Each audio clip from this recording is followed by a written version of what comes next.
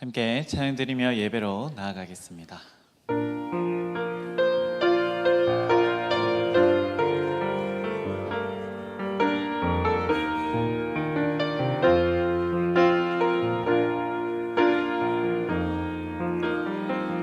주님 다시 오실 때까지 나는 이 길을 가리라.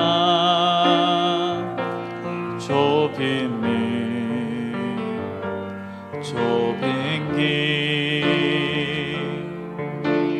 나의 십자가 지고 나의 가는 이 길 끝에서 나는 주님을 보리라. 영광의 내 주님 나를 맞아주시리. 주님 다시 오실 때까지 나는 일어나 달려가리라. 주의 영광 온 땅 덮일 때 나는 일어나 노래하리. 내 사모하는 주님 온 세상 그 주시라.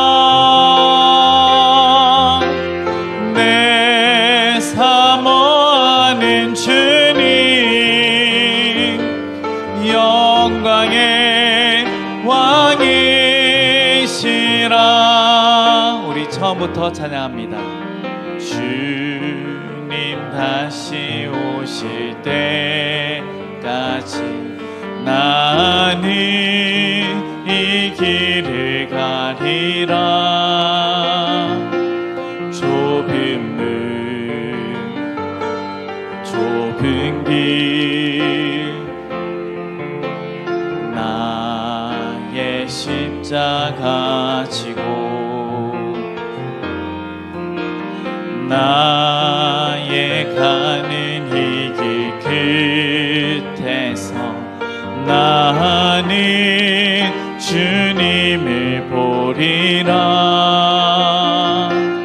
영광의 내 주님 나를 맞아주시리. 주님 다시 오실 때까지 나는 일어나 달려가리라. 주의 영광 온 땅 덮일 때 나는 일어나 노래하리. 내 사모하는 주님 온 세상 그 주시라.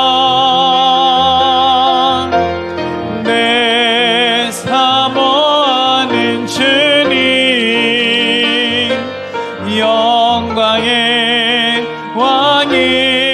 왕이시라. 내 사모하는 주님 내 사모하는 주님 온 세상 그 주시라. 내 사모하는 주님 영광의 왕이시라.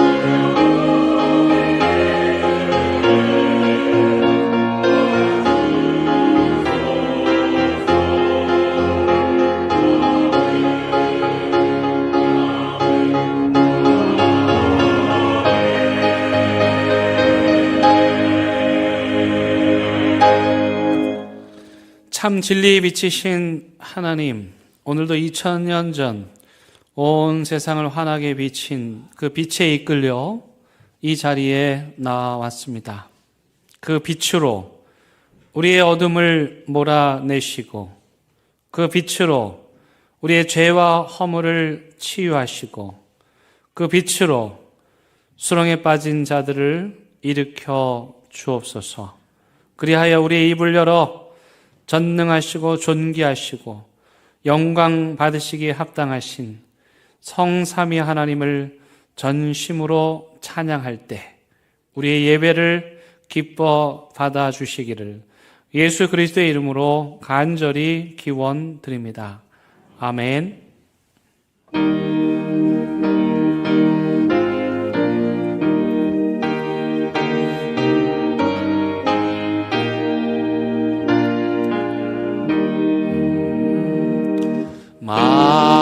만유의 주제 존귀하신 예수 사람이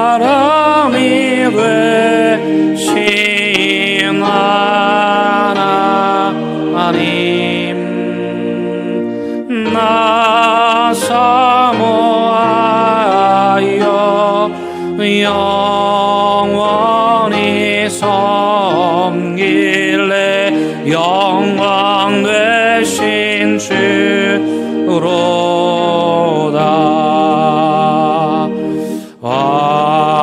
화려한 동산 무성한 졌으모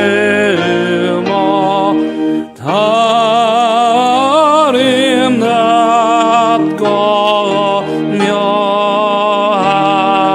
묘하나 승려한 예수 더 아름다워 봄 같은 기쁨 주시네.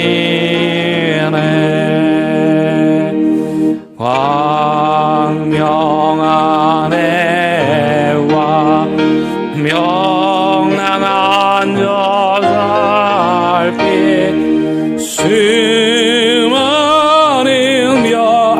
별들 빛나라. 주 예수 빛은 더 찬란하여 참 비교할 수 없도다.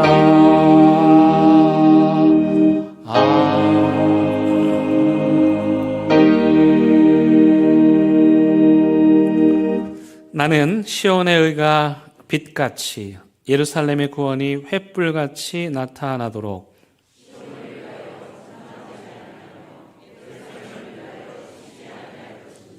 이방 나라들이 내 공의를 묻 왕이 다 내 영광을 볼 것이요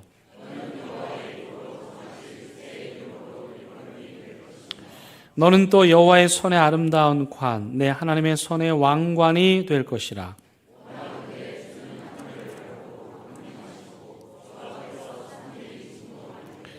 불이 섭을 사르며 불이 물을 끓임 같게 하사 주의 원수들이 주의 이름을 알게 하시며 이방 나라들로 주 앞에서 떨게 하옵소서.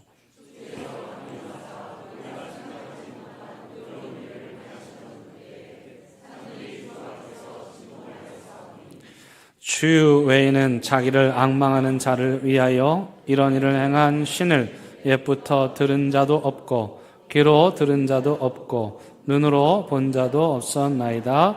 아멘. 나는 전능하신 아버지 하나님 천지의 창조주를 믿습니다.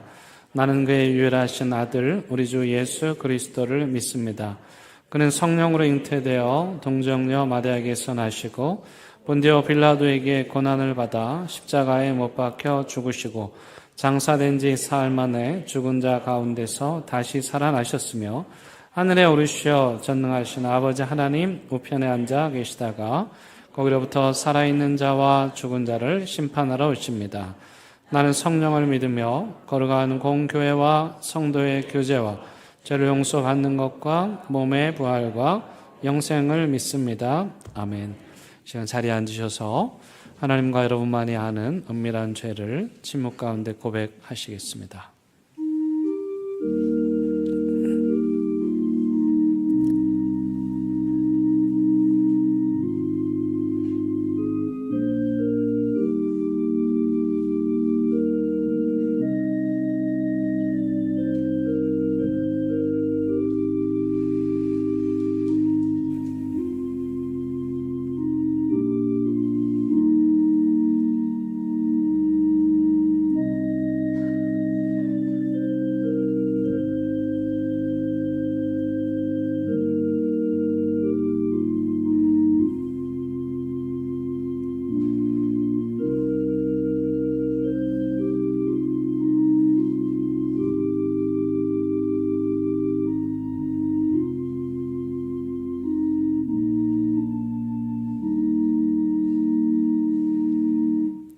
여기 참여하는 자들에게 주시는 하나님의 위로와 용서의 말씀이 있습니다.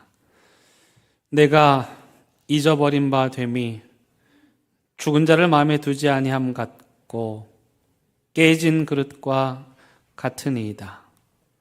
나의 앞날이 주의 손에 있사오니 내 원수들과 나를 핍박하는 자들의 손에서 나를 건져 주소서. 주의 얼굴을 주의 종에게 비추시고 주의 사랑하심으로 나를 구원하소서. 아멘.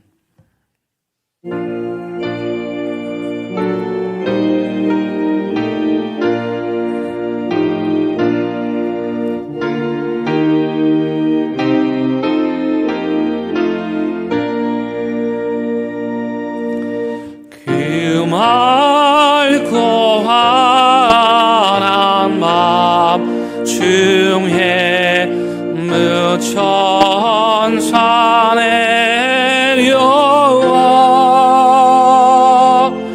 그 손에 밑받들고서 다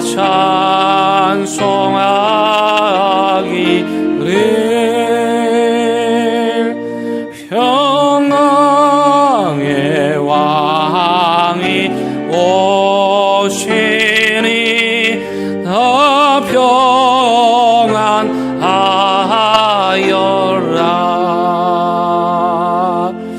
그 소란하던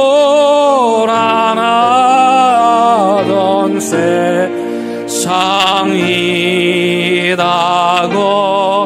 고요하도다.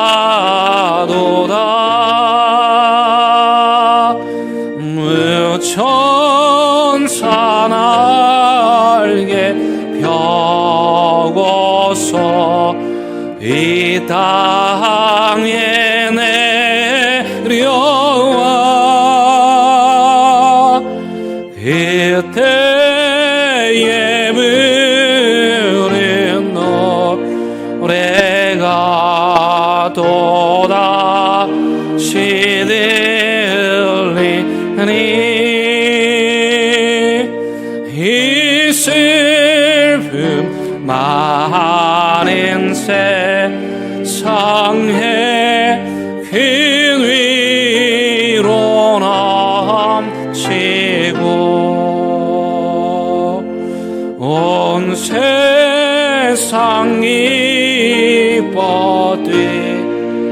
뻗놀며 다 찬송하도다.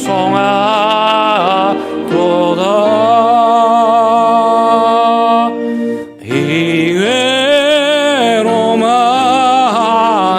세상에 짐지고 가는 자 그 엄산 줄령 내라 온몸이고 하나 이제야 세상 살 동안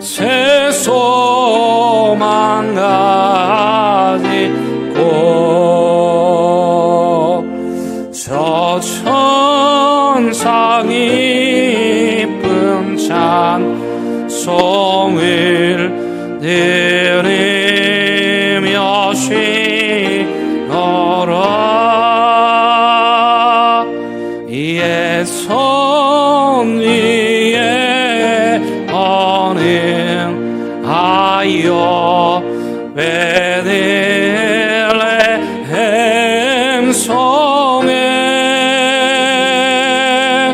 주 예수 탄생하시니 온 세상 구주라. 저 천사 기쁜 노래를 또다시 부르니 온 세상 사는 사람들 다하다 하도 다.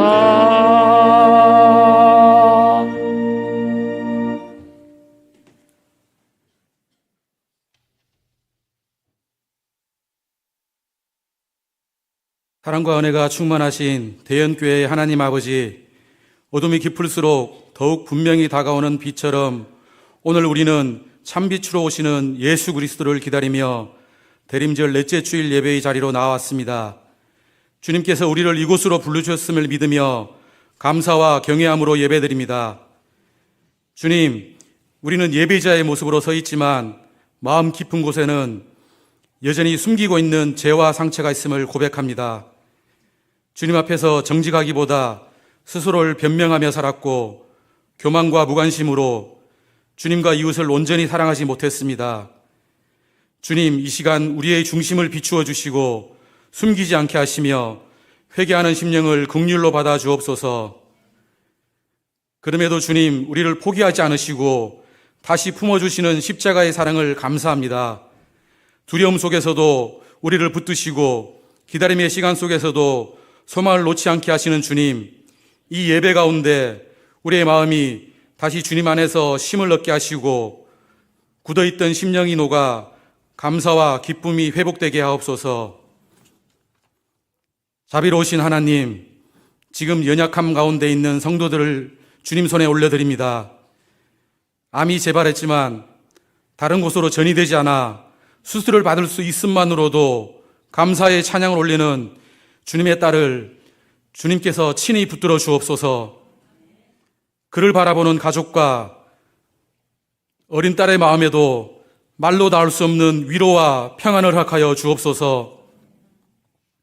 사고로 여러 질병으로 병상에서 신음하는 모든 성도들에게 오늘을 견딜 수 있는 힘과 내일을 바라볼 소망을 주시고 믿음의 어른의 남은 흐름도 주님의 평안으로 채워주옵소서. 군복무 중인 자녀들, 타지에서 직장과 학업으로 애쓰는 성도님들을 주님의 날개 아래 지켜주옵소서. 가정과 직장, 사업의 자리에서 말 못할 무게를 안고 살아가는 이들, 물질과 관계의 문제로 지친 마음을 주님께서 친히 만져주시고 새 힘을 부어 주옵소서. 특별히 마음의 상처로 묶여있는 심령을 주님께 맡겨드립니다. 진리의 주님, 속량하여 주옵소서. 오늘 예배를 위해 수고하는 모든 손길들, 아름다운 찬양으로 영광 돌리는 찬양대 위에 하늘의 기쁨과 은혜를 더하여 주옵소서. 교회학교 아이들이 주님 안에서 믿음으로 자라게 하시고 헌신하는 교사들에게도 지치지 않는 사랑과 위로를 허락하여 주옵소서. 세례를 받는 귀한 영혼들을 위해 기도드립니다. 옛삶을 내려놓고 주님과 함께 새 길을 걷겠다고 고백하는 이 결단 위에 주님의 손으로 굳게 인쳐 주옵소서. 앞으로의 여정에 흔들리는 날에도 다시 주님을 붙들 수 있는 믿음을 주시고 대연 공동체가 이들을 끝까지 품고 함께 걸어가는 믿음의 가족이 되게 하옵소서. 말씀을 전하시는 목사님께 성령의 능력과 담대함을 더하여 주셔서 선포되는 말씀이 우리의 마음을 깨우고 삶의 방향을 새롭게 하는 하나님의 음성이 되게 하옵소서. 말씀으로 교회를 새롭게 하시고 지금도 일하시는 주님, 오늘 이 예배를 통해 상한 영혼들이 회복되고 다시 하나님의 사람으로 살아가게 하옵소서. 어둠 속에서 빛으로 오신 우리 주 예수 그리스도의 이름으로 간절히 기도드립니다. 아멘.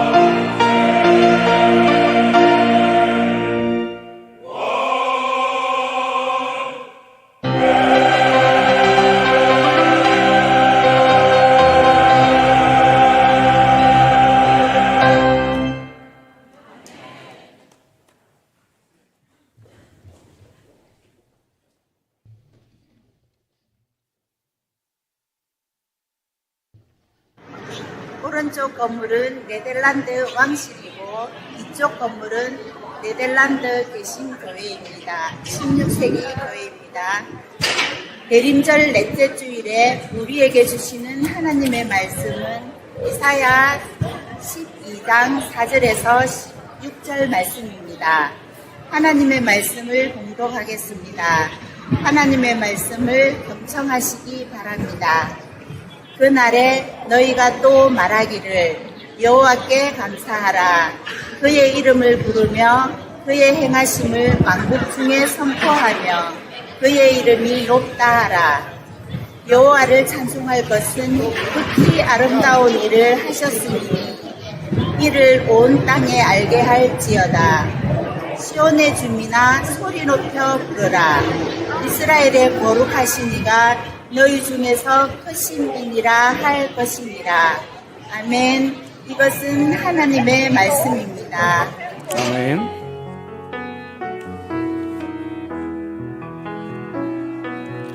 이 말씀 따라 사는 동안 지치지 않게 하시고 이 말씀 따라 사는 동안 주님 나라 이루소서. 주현식 권사님 성경 봉독하던 저날 날이 좀 추워가지고 입술이 얼어가지고 발음이 안 돼가지고 저 녹음을 한 3-4차례 반복해서 다시 하고 또 다시 해서 어렵게 완성을 했습니다. 근데 이제 주변에 잡음은 우리가 다 처리할 수가 없어가지고 여러 가지 소음이 좀 들리기는 했지만 그래도 권사님 선명하게 하나님 말씀 잘 읽어주셨는데요.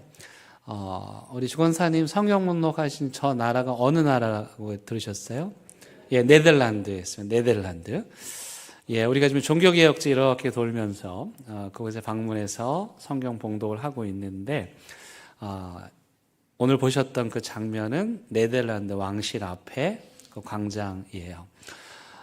네덜란드 하면 떠오르는 화가가 한 명 있습니다. 기독교의 아주 유명한 화가인데 혹시 누군지 아세요? 네, 예. 많이 말씀하셨는데요. 바로 이 작품의 화가입니다. 탕자의 귀향이라고 하는 제가 작년에 이게 전도 시리즈 할 때 사용했던 그림인데 렘브란트의 작품인데 렘브란트가 바로 네덜란드 사람입니다. 근데 여러분이 그림을 보면은 탕자가 집으로 돌아오는 장면이고 그림 내용이 되게 좋은데 어쨌든 오늘은 크게 보면 이 렘브란트의 작품은 전체적으로 좀 어둡습니다. 그런데 유독 어떤 부분만 환해요. 예를 들면 지금 탕자의 귀향에서 가장 환한 부분은 어디입니까? 탕자가 아버지 품에 안기는 여기는 환하고 여기서부터 점점 멀어질수록 어두워요. 그래서 이 렘브란트의 그림을 보려면 약간 좀 어두워가지고 자세히 봐야 되는데 그래서 이 렘브란트를 빛의 화가라고 이렇게 이름을 붙이기도 합니다. 이 렘브란트는 종교개혁, 그러니까 이 네덜란드의 종교개혁이 낳은 화가라고 해도 과언이 아닐 정도로 이 렘브란트는 네덜란드의 종교개혁과 깊은 관련을 맺고 있습니다. 네덜란드는 그때 당시에 이제 루터를 따르는 종교개혁이 있었고 또 칼빈을 따르는 종교개혁이 있었는데 우리와 똑같이 칼빈의 종교개혁을 따르는 그런 나라였고 그래서 칼빈의 그 가르침 핵심은 뭐냐면 성경 중심이죠. 그러니까 중세의 교회가 성경을 잃어버린 거죠. 성경 대신에 어떤 사람들의 공덕이나 또 어떤 사람들의 행위나 다른 전통이나 뭐 이런 미신 같은 것들이 교회에 가득했고 그래서 종교개혁가들은 교회의 중심은 인간이 아니고 하나님이 되어야 된다. 교회의 중심은 그러므로 하나님의 말씀이 되어야 한다. 그래서 하나님의 말씀으로 다시 돌아가자가 종교개혁의 핵심이고 그래서 종교개혁의 중심에는 성경이 있는 것이죠. 그런 맥락에서 이 네덜란드의 종교개혁은 굉장히 성공적이었고 국가 전체가 이 칼빈의 가르침에 따라서 성경 중심으로 이 나라를 다시 재건하여 세웠습니다. 그래서 한때는 이 네덜란드를 서방의 예루살렘이라고 부를 정도로 개신교가 번영한 그런 나라가 되었고, 하나님의 말씀의 진리 위에 국가를 세우는, 그렇게 해서 번영하고 성공하는 그런 나라가 되었습니다. 우리하고는 좀 가까워요. 네덜란드 하면 멀게 느껴지실지 모르겠지만, 신학을 하신 분들은 이 아브라함 카이퍼라고 하는 아주 유명한 신학자가 있는데, 우리하고 같은 칼빈주의 노선을 걷고 있기 때문에 제가 신학교 다닐 때만 해도 이 네덜란드의 신학자였던 아브라함 카이퍼, 이 사람은 신학자이기도 하고 언론인이기도 하고 국회의원도 지냈고 수상까지 했어요. 그렇게 해서 하나님의 말씀으로 나라를 새롭게 하는 그러한 그 네덜란드 종교개혁이 근대까지 계속 이어져 왔다는 것을 알 수가 있습니다. 이 네덜란드가 개신교로, 즉 종교개혁, 하나님 말씀의 중심으로 교회를 새롭게 하는 이 운동의 중심에 섰던 교회가 아까 조금 전에 우리 권사님 성경 봉독하신 뒤에 보이는 교회입니다. 교회 이름이 새로운 교회예요. 이게 이제 광장이고, 광장에서 우리가 찬양했습니다. 뒤에 보이는 게 왕실이고, 네덜란드 왕실에서 그때 당시에 개신교도들이 계속해서 부흥을 하니까 예배 드릴 곳이 없었고 공간이 좁아가지고 교회를 하나 세워주는 거예요. 그게 바로 이 광장 그 오른쪽에 보이는 새로운 교회인데, 우리 교회의 역사가 100년 정도 됐는데 저 교회는 500년의 역사를 가지는 그런 교회이고, 그 시대의 종교개혁을 이끌었던 아주 유명한 교회입니다.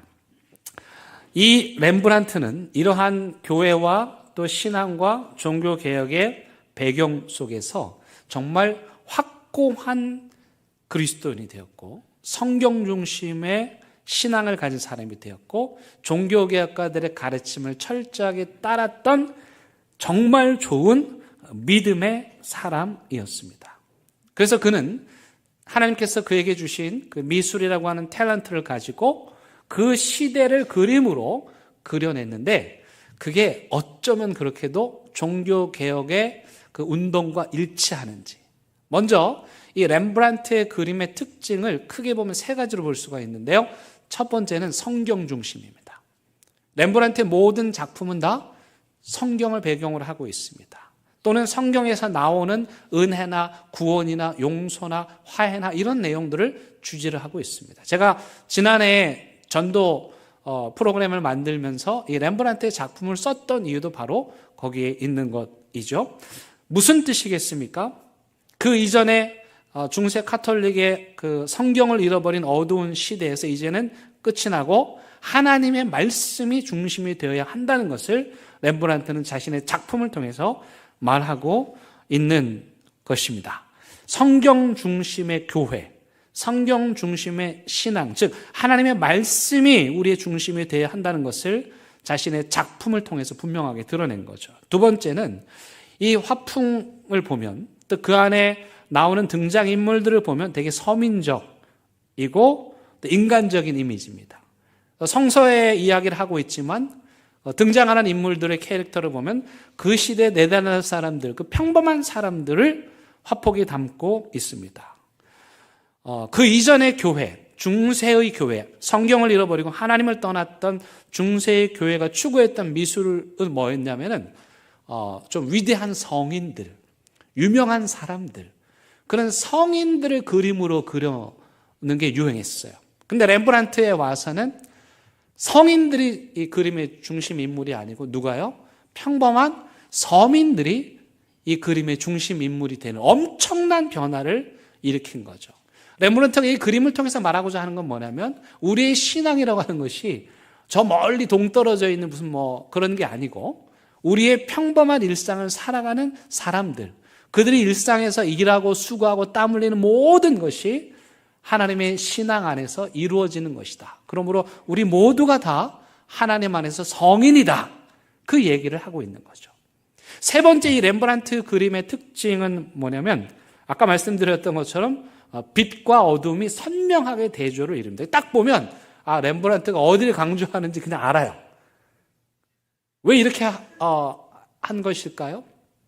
그는 그 이전에 성경을 잃어버린 교회의 시대, 즉 중세 로마 카톨릭의 시대를 어둠이라고 표현한 것이고, 이제 하나님의 말씀을 다시 회복한 종교개혁 이후의 교회, 즉 성경이 중심이 되는 교회를 빛이라고 말하는 거예요. 그래서 이 렘브란트의 모든 빛은 성경, 예수 그리스도, 복음을 비추고 있는 것이죠. 그 주변은 환하게 빛이 나는 것이고, 거기서부터 시작돼서 온 세상에 빛이 전해지게 된다는 거예요. 그래서 렘브란트를 빛의 화가라 부르게 되었던 것이죠. 작품을 하나 더 감상해 보겠습니다. 이 역시 성경에 나오는, 누가복음에 나오는 성탄의 이야기를 배경으로 합니다. 목동들의 경배이죠. 누가복음 2장에 보면은 들판에서 양을 치던 목동들에게 천사가 나타났습니다. 그리고 그 천사가 예수님이 이 땅에 오신다, 구원자가 이 땅에 오신다는 탄생의 소식을 전해 주었죠. 목동들이 들판에서 야간 작업을 하면서 잠도 자지 못하고 있다가 천사들의 소리를 듣고 부랴부랴 베들레헴으로 달려가죠. 그리고 그곳에서 이제 막 태어난, 여기 우리 교회도 예수님 태어나신 집이 여기 있습니다. 한 집에 그 시대의 축사죠, 축사. 사람이 사는 집은 아니고 가축들을 키우는 그 축사에 가축들이 먹는 그 밥통에 우리 예수님이 태어나셨는데, 바로 지금 저 그림이, 렘브란트의 그림이 예수님의 탄생하시는 장면을 집중하고 있죠.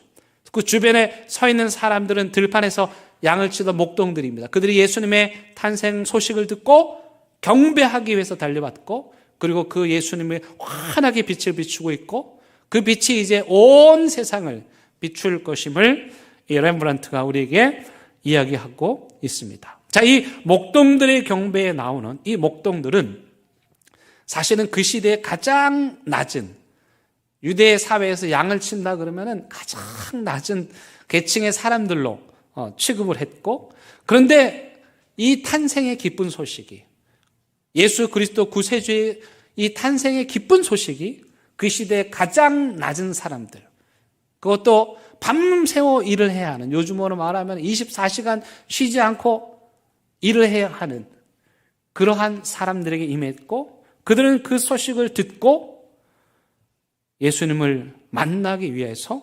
베들레헴까지 달려갔습니다. 그리고 거기서 그분을 만났죠. 어떤 일이 일어났을까요? 그분을 만났을 때 놀라운 일들이 일어납니다. 예수 그리스도를 만난 은혜, 감격과 기쁨으로 그들은 그 자리에서 예수님께 경배하고 예배하고 찬양하고 기뻐합니다. 하나님을 만난 사람들이 그런 것이죠. 그리고 기쁨에 넘쳐서 다시 일상으로 돌아갔습니다. 자, 이 누가가 전하는 들판의 목동이 아기 예수님을 찾아와 경배하고 예수님을 만나서 변화된 그 이야기, 그 신약의 목동이 예수님을 찾은, 예수님을 만난 그 스토리가 구약에 있습니다. 똑같은 이야기가. 그게 어디냐? 오늘 본문입니다. 목동이라는 말은 나오지 않는데, 여러분 여기 6절에 보시면 이스라엘의 거룩하신 이가 어디에 있겠다? 너희 중에 크심이라. 너희 중에 있겠다. 영어로 among us이거든요. 전치사 among, 우리 가운데, 우리와 함께라는 뜻이에요. 이사야 선지자가 무슨 예언을 하는 거냐면은, 장차 이스라엘을 구원할 구원자, 그분이 누구냐면 이스라엘의 거룩하신 인데, 이스라엘의 거룩하신 이가 여기 세상에 오실 것이고, 그리고 어디 계실 것이다? among us, 우리와 함께 계실 것이다. 이 예언을 한 거예요. 우리와 함께 계실 이스라엘의 거룩하시니, 이사야가 예언한 그 사람이 누구입니까? 바로 우리가 기다리는 예수 그리스도.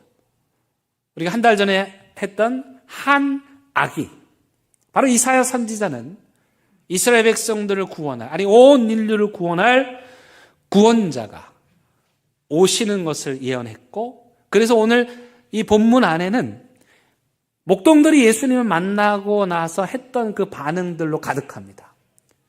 이스라엘을 위해서 오신 그 거룩하신 이를 만났을 때 어떤 일들이 일어나는가?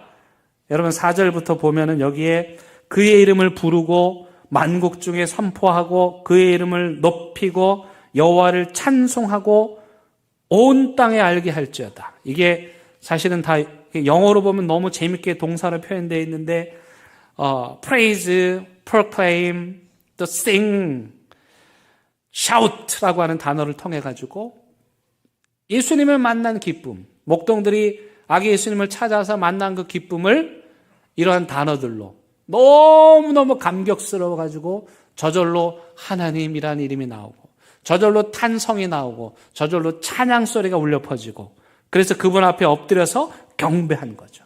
그래서 오늘 이 본문에 나오는 찬양하고 부르고 높이고 이 모든 동사들을 한마디로 말하면 예배입니다.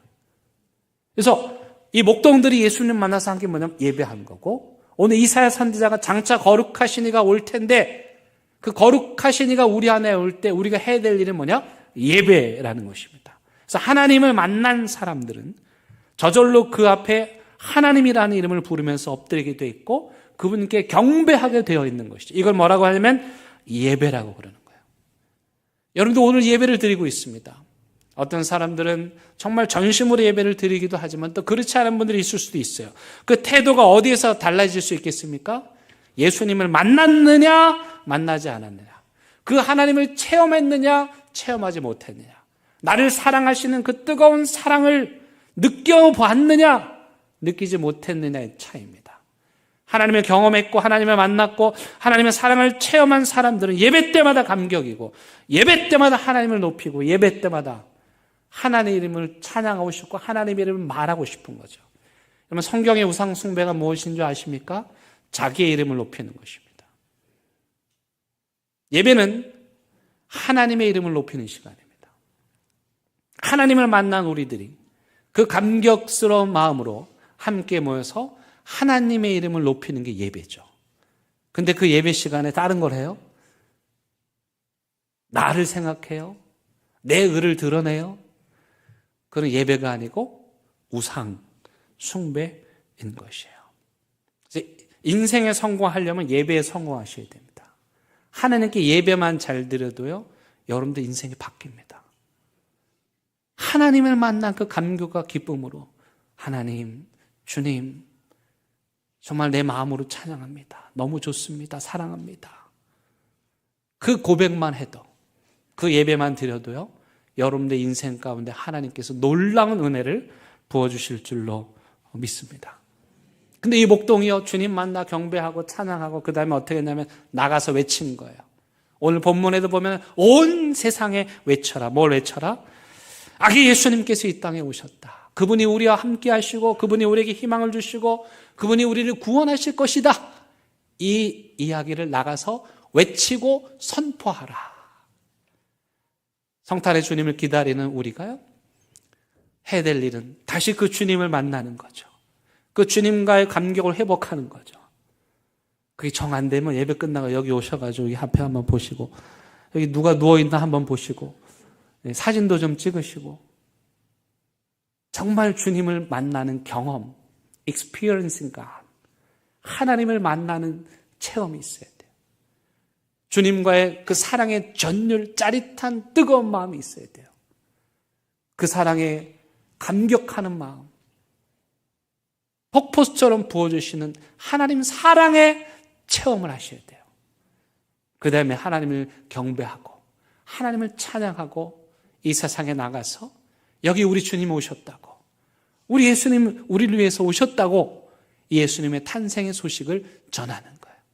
여러분, 우리가 지금 대림절을 보내고 있어요. 잘 모르시는 분들 계실 수도 있는데 여기 촛불이 4개가 켜져 있어요. 아무 관심이 없는 분들은 1개가 켜졌는지 3개가 켜졌는지 모를 수도 있지만은 그래도 대림절 하나씩 촛불이 켜져가지고 지금 4개의 촛불이 여기 켜져 있고, 이번 대림절 예수님의 탄생 성탄절을 기다리는 대림절 기간 동안 우리가 나눈 말씀 본문은 어디입니까? 이사야서입니다. 여러분, 제가 이 대림절 기간에, 올해 대림절에 이사야서의 말씀을 나눈 거는 의도가 있어요. 그냥 한 게 아니에요. 여러분, 이사야 선지자가 66장이라고 하는 어마어마한 분량의 이 성경을 썼어요. 근데 생각해 보세요. 성경의 저자들은 아무 일도 없는데 성경을 쓰지 않습니다. 반드시 어떤 일이 있었다고요. 그래서 성경은요, 맥락 없이 기록된 책은 아닙니다. 어떤 분들은 정말 당황하게 하는 분들이 있어요. 맥락 없는 말을 하시는 거. 아무 맥락이 없는데 갑자기 뜬금없이 말을 하면 당황되죠. 성경도 마찬가지인데 맥락 없이 말하지 않아요. 이사야가 이렇게 말하는 맥락이 있다고요. 어떤 역사의 맥락이 있습니까?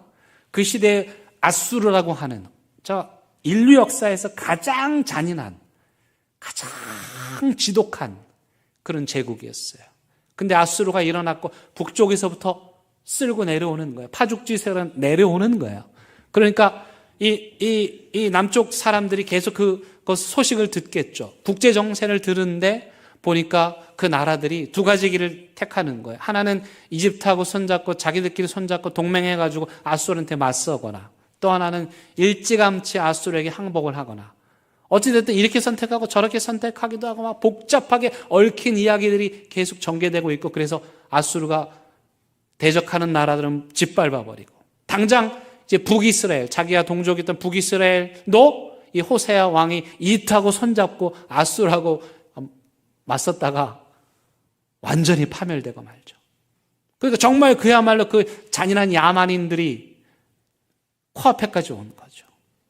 그때 유다 안에서도 국내 정치가 어땠을까요? 두 부류로 나뉘었습니다. 아수르와 싸워야 된다. 우리 이집트하고 동맹을 맺고 아수르와 싸워야 된다. 무슨 소리냐? 다 저렇게 쓰러졌는데 그냥 빨리 항복하는 게 낫다. 이 두 세력들이 싸우고 다투고 갈라지고 막 이럴 때 이사야가 하는 말입니다. 아수르도 아니고 이집트도 아니고 누구를 의지해라? 하나님을 의지해라.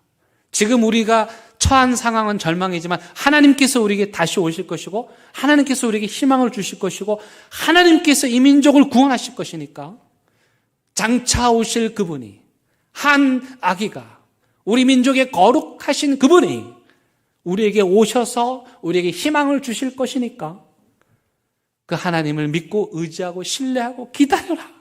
이 얘기를 1장부터 66장까지 하는 거예요. 오늘 우리가 처한 이 세상이 어떻습니까? 국제 정세가 어떻게 돌아가고 있습니까? 정말 한마디로 야만적인, 거기에 윤리도 없고 의리도 없고 도덕도 없고 그저 힘 있는 나라들이 자기 자국의 이익만을 위해서 전 세계를 뒤흔드는, 그래서 모든 나라들이 어느 나라에 붙어야 되고 누구랑 손을 잡아야 되고 이런 혼란한 시대예요. 경제적으로나 정치적으로나 정말 어디로 가야 될지 모르는 그러한 시대예요. 더더군다나 여러분, 요즘에 과학이 너무 빨리 발전해가지고 AI가 그냥 우리 삶으로 쑥 들어와 버렸어요. 우리 아이들 어떻게 앞으로 공부해야 돼요? 우리 아이들 앞으로 뭘 해야 되는 거예요? 여러분, 독일의 유명한 우리로 말하면 외제차죠. 독일차. 아주 유명한, 이름만 대면 알 수 있는 그 유명한 차. 그 회사가 최근에 문을 닫았어요. 독일의 자존심이 무너진 거예요. 13,000명의 실업자가 돼버린 거예요. 뭐 때문에? 전기자동차 때문에. 지금 세상이 상상할 수 없을 정도로 급변하고 있습니다.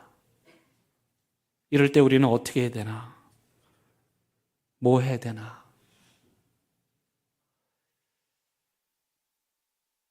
저는 확신하는데, 제가 목사니까 이렇게 얘기했지만, 이 나라의 희망은 이번 성탄절에 오시는 우리 예수님께 있다고 믿습니다. 우리 다음 세대, 우리 아이들의 희망은 우리 예수님께 있다고 믿습니다. 우리 노년기를 보내는 우리 성도님들의 희망도 오직 예수님께 있다고 믿습니다. 그래서 우리 대연교회는 이 시끄럽고 요란하고 아수르처럼 자기를 떠벌리는 그런 시끄러운 세상 속에서 이 땅에 다시 오실 아기 예수님을 정말 간절한 마음으로 기다리고 꼭 오셔야 된다고 기도하고, 그리고 그 예수님을 만나서 그 예수님과 함께 또 새로운 희망을 여는, 다시 인생을 새롭게 시작하는 그런 믿음의 길을 걸으려고 합니다.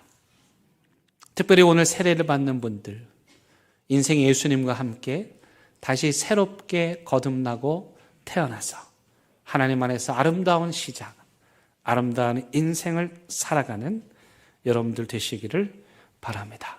이들의 시작을 모두 응원하고 예수 그리스도와 함께 희망을 꿈꾸는 저와 여러분들 되기를 간절히 바랍니다. 이 시간에는 세례 예식을 거행하도록 하겠습니다. 오늘 세례 받는 분들은 4분입니다. 제가 한 분 한 분 성함을 부를 때 자리에서 일어나 주시기를 바랍니다. 김철영 성도님, 나영민 성도님, 윤승덕 성도님, 정영숙 성도님, 자리에서 일어나 주시기를 바랍니다. 우리 김철영 성도님 우리 교회에 새로 오셔서 예수님을 믿고 세례 받으시기로 하셨고, 우리 나영민 성도님은 연차로 보면 꽤 되셨습니다. 내연교회 9년차. 제가 결혼식 주례도 하고 그 긴 시간들 하나님하고 씨름하다가 이번에 세례 받게 되셨습니다. 우리 윤승덕 성도님도 우리 교회에 새로 오셔서 세례를 받으시게 됐고, 정영숙 성도님도 사실 오랜 동안 신앙생활 하셨는데 세례 받기를 사모하다가 이번에 세례를 받으시게 되었습니다. 이분들은 예수 그리스도를 자신의 구주로 믿고 사랑하기로 약속하셨고, 또 교회가 정한 교육을 받았기 때문에 예수님의 명령에 따라서 이들에게 세례를 베풀려고 그럽니다. 이제 이들이 하나님과 여러 증인들 앞에서 서약을 하도록 하겠습니다. 우리 일어서신 분들 오른손을 드시고 제가 물을 때 큰 소리로 답하시기 바랍니다. 여러분들은 하나님 앞에서 죄인인 줄 알며 오직 하나님의 은혜로만 구원 얻는 것을 믿습니까? 여러분들은 그리스도께서 하나님의 아들 되심과 죄인의 구주가 되심을 믿으며 성경이 말하는 바와 같이 죄인을 구원하실 이는 오직 예수 그리스도 한 분뿐임을 믿고 그분만 의지하기로 서약합니까? 다시 묻겠습니다. 여러분들의 구원자가 누구십니까? 여러분들의 세례를 통해 옛 자아가 죽고 새로운 사람이 되는 것을 믿습니까? 마지막으로 여쭙습니다. 여러분들이 대형교 세례교인이 되면 교회의 관할과 치리에 복종하고 교회의 덕을 세우는 일에 힘쓰며 대형교회 성도로서 의무와 권리를 바르게 행사하기로 서약합니까? 감사합니다. 앉아주시고요. 이제 이들을 계속해서 도와줄 후견인 서약하도록 하겠습니다. 후견인 제도는 바울이 초대교회 때 했던 제도이기도 하고 또 우리 대형교회만 있는 아주 특별한 제도이기도 합니다. 우리 후견인 4분 자리에서 일어나 주시기 바랍니다. 오른손 드시고 제가 물을 때에 큰 소리로 약속합니다로 답해 주시기 바랍니다. 여러분들은 오늘 세례를 받는 이들의 후견인으로서 이들이 진실하고 신실한 그리스도인이 되도록 돕고 기도하기로 또 격려하기로 약속합니까?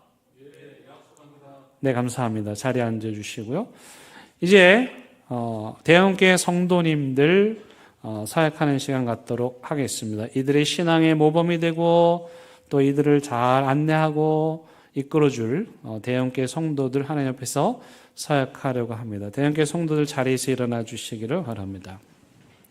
오른손을 드시고 제가 물을 때 큰 소리로 약속합니다로 답해 주시기 바랍니다. 대형교회 성도 여러분, 여러분들은 오늘 세례를 받는 김철영, 나영민, 윤승덕, 정영숙 씨가 믿음 안에서 잘 자라가도록 돕고 따뜻하게 대해주고 이들이 본받고 따를 만한 신실한 그리스도인으로 사실 것을 하나님 앞에 약속하십니까? 감사합니다. 자리에 앉아주시기 바랍니다. 이제 세례를 앞서 이들을 위해서 함께 기도하도록 하겠습니다. 성령 하나님께서 예수 그리스도께서 세례 받으실 때 하늘의 문이 열리고 성령의 비둘기가 임했던 것처럼 오늘 이들이 세례 받을 때 하나님의 성령께서 우리에게 임하시고 세례 받는 이들과 우리 모두에게 다시 새롭게 되는 은혜를 부어달라고 하나님을 체험하는, 하나님의 살아계심을 체험하는, 또 우리가 하나님께 사랑받는 존재인 것을 체험하는 은혜를 부어달라고 이 시간 함께 기도하시겠습니다. 하나님 감사합니다. 오늘 주님의 이름으로 주의 백성들 세례 행하려 합니다. 주님께서 약속을 붙잡고 세례를 받으려 하고 또 세례를 베푸는 교회와 또 수세자들에게 함께 하셔서 은혜를 부어주시고 이 시간 우리 모두가 그 옛날 하나님 앞에 죄인이었으나 세례받아 하나님의 자녀가 되고 하나님의 복을 누리고 있는 하나님의 백성들이 된 것을 기뻐하며 감사하는 은혜의 시간, 은혜의 자리가 되도록 성령 하나님께서 함께 하시고 은혜를 부어 주시옵소서.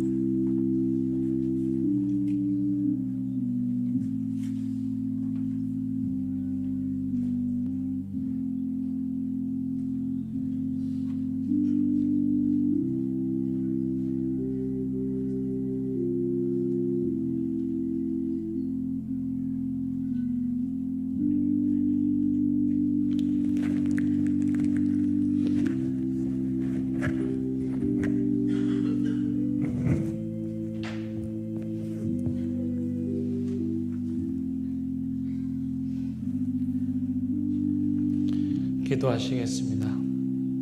전능하신 하나님, 처음 어둠 속에서 창조가 시작될 때 성령께서 물 위에 함께 계셨고 이집트의 노예로 묶여 살던 이스라엘 백성을 홍해의 물로 구원하셨고 또 아들 예수께서 물로 세례를 받으셨고 십자가에서 물과 피를 흘려 우리를 구원하여 주셨습니다. 이 시간 주님의 명령에 따라 세례를 베풀 때에 그 놀라운 은혜의 역사들이 세례받는 이들과 함께하는 모든 이들에게 부어지게 하여 주시옵소서. 예수님의 이름으로 기도드립니다. 아멘. 인류의 역사에 있어서 물은 생명을 의미했습니다. 그래서 기독교는 그 생명이 되는 물을 통해서 우리가 정결하게 된다는 의미로 세례 예식을 베풀고 거행하였습니다. 이스라엘 백성들은 홍해를 건너면서 집단 세례를 받았고 또 세례 요한은 요단강에서 그를 찾아오는 사람들에게 물로 세례를 주었고 우리 예수님께서도 물로 세례를 받으셨습니다. 오늘 하나님께서 우리에게 세례를 베풀라 명하셨고 우리는 그 명령에 따라서 이 물로 세례를 베풀려고 합니다. 이 물은 우리가 아는 그 물입니다.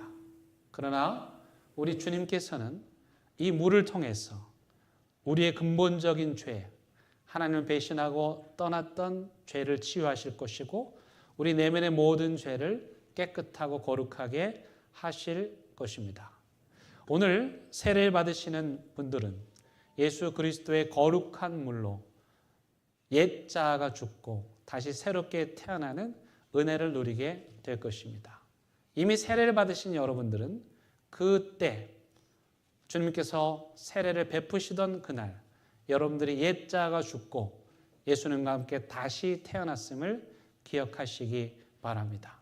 오늘 세례를 받는 분들이나 또 세례를 받는 이들을 위해서 기도하는 여러분들 모두가 그 첫 번째 세례를 기억하시며 하나님의 은혜를 다시 회상하실 수 있기를 바라겠습니다.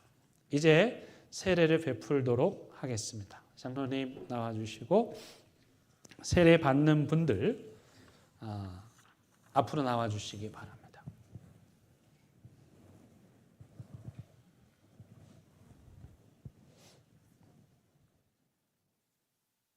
네, 다 나오시죠? 네.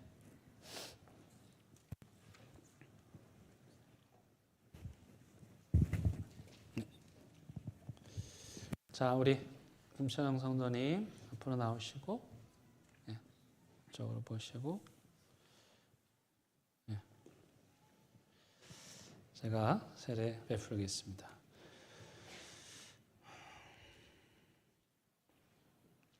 주 예수를 구주로 믿는 김철영 씨에게 내가 성부와 성자와 성령의 이름으로 세례를 주노라. 아멘. 네, 이쪽으로 오십시오.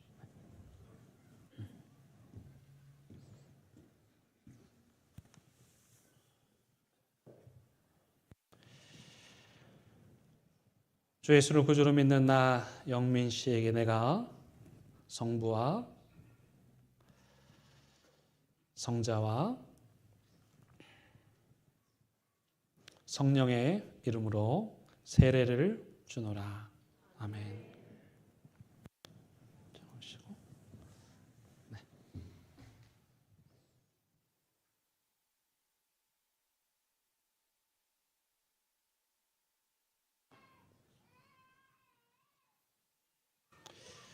주 예수를 구주로 믿는 윤승덕 씨에게 내가 성부와 성자와 성령의 이름으로 세례를 주노라. 아멘. 네, 일어나십시오.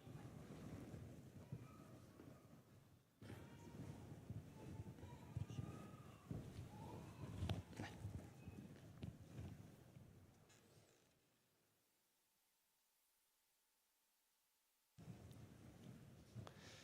주 예수를 구주로 믿는 정영숙 씨에게 내가 성부와 성자와 성령의 이름으로 세례를 주노라. 아멘. 네, 일어나십시오. 앞으로 이쪽으로 오십시오. 앞으로 거기 서세요. 예, 앞을 보시고 넓게 네 분이 넓게 서시면 되겠습니다. 네, 됐습니다. 네. 이제 선포하겠습니다. 대한예수교 장로회 통합 측 목사인 나는 오늘 예수 그리스도의 이름으로 세례를 받은 김철영, 나영민, 윤승덕, 정명숙 씨가 대한예수교 장로회 대연교회 세례교인이 되는 것을 성부와 성자와 성령의 이름으로 선포합니다. 아멘. 큰 박수로 축하해 주시기 바랍니다.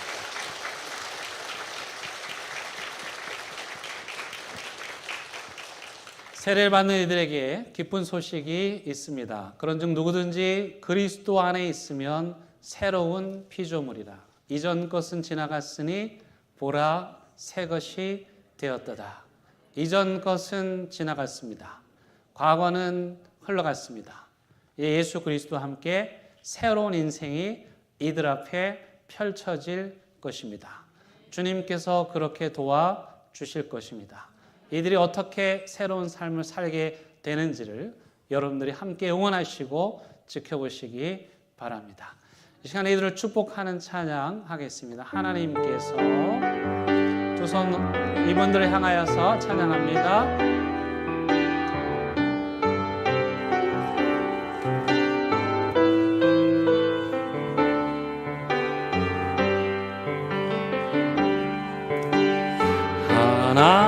하나님께서 당신을 통해 메마른 땅에 샘물 나게 하시기를 가난한 영혼 목마른 영혼 당신을 통해 주 사랑 알기 원하 한 번 더 합니다.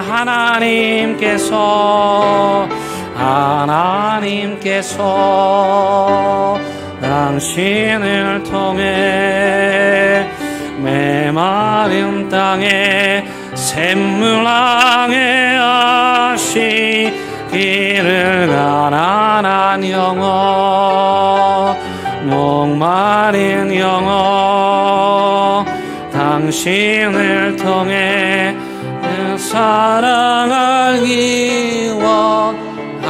우리 큰 박수로 축복하겠습니다. 축하합니다. 감사합니다. 우리 선물 꽃다발 증정하는 시간 갖도록 하겠습니다. 우리 계속해서 한 번 더 박수로 우리 세례받는 분들 축복해 주시기를 바라겠습니다.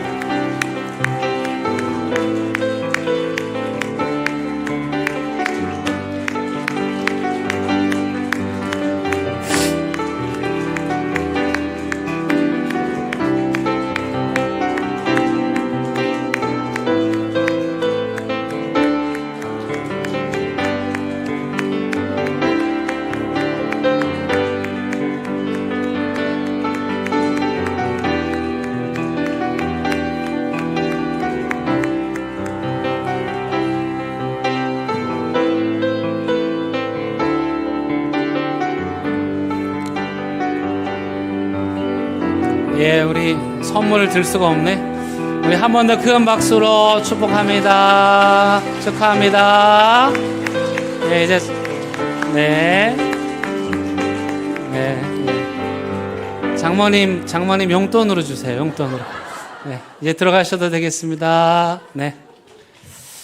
우리 다 함께 일어나셔서 봉헌송 드립니다.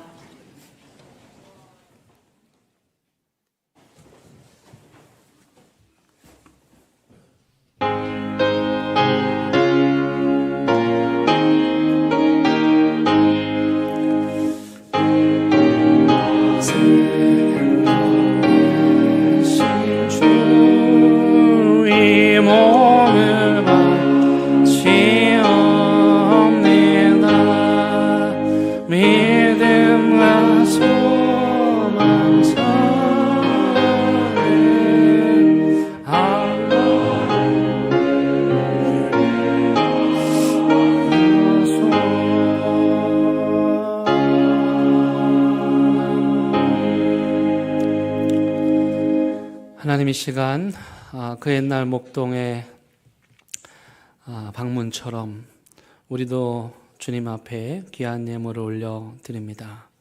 말로 다 할 수 없는 감격과 기쁨을 담아서 감사를 담아서 이 예물을 올려드립니다. 인간이 도저히 경험할 수 없는 그 하나님의 사랑, 그 거역할 수 없는 하나님의 사랑으로 우리를 사랑하심에 감사하여 이 예물을 드립니다.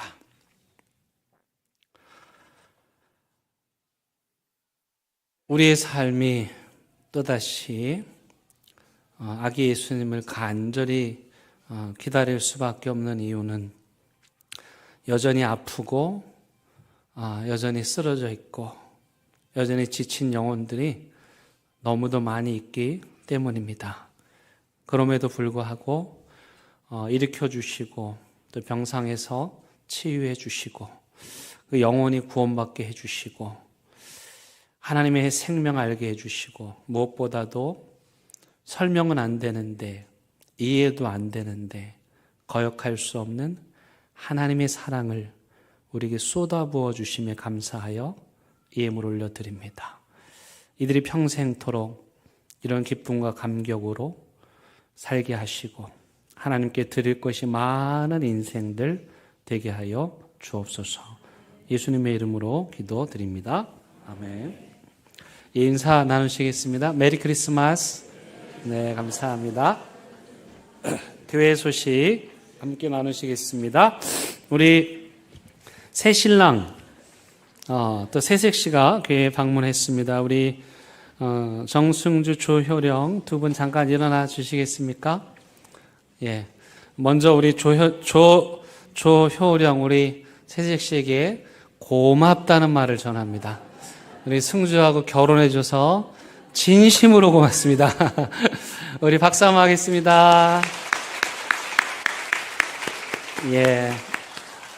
근데 사실 우리 승주가 너무 자랑스러운 아들입니다.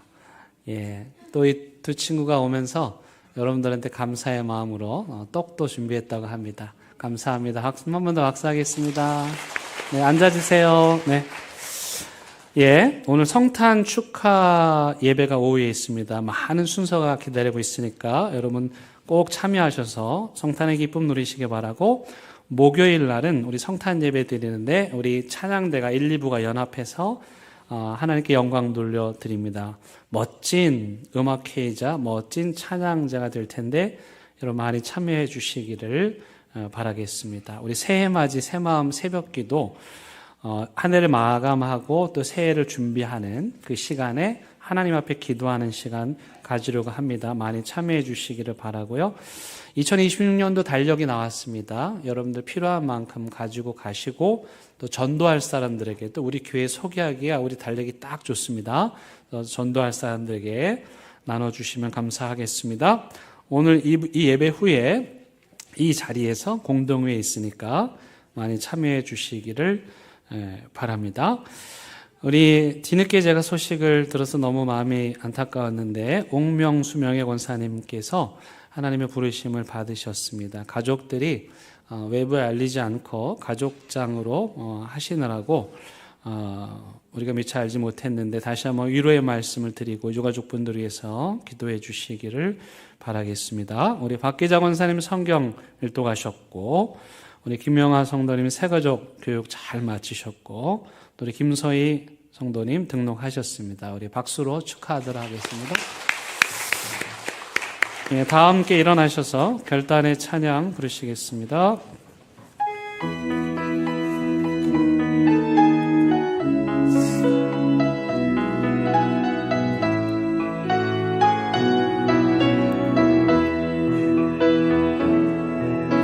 그 선하님의 고요히 감사하여 이 놀라운 평화를 누리며 그대들과 함께 걸어가네. 나 그대들과 희망을 여네. 주께서 밝히신 작은 촛불이 어둠을 헤치고 타오르네. 이 빛에 우리 모두 하나 되어 온 눈이 비추게 하소서. 그 선한 힘이 우리를 감싸시니 믿음으로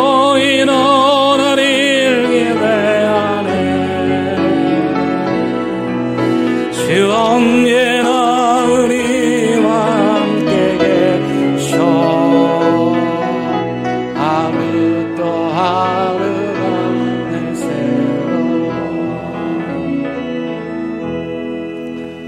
우리 주님 예수 그리스도의 은혜와 하나님의 크신 사랑과 성령님의 교제하심이 여전히 우리 아기 예수님이 간절히 필요하기에, 또 오늘도 애타게 그 주님을 기다리며 그 주님을 만나 감격을 누리며 오직 주님께만 희망을 두며 절망과 좌절의 세상 속에서도 포기하지 않고 예수님을 붙잡고 다시 일어나기를, 다시 꿈을 꾸고 다시 희망을 갖기를 다짐하는 사랑하는 대한교회 모든 성도들 위해, 이들 가정과 일터와 사업장 위에 오늘 세례받고 거듭나 하나님의 자녀가 된 이들과 이들의 가정 위에, 이 나라의 민족 위에 이제부터 영원토록 함께 하시기를 간절히 축원합니다. 아멘.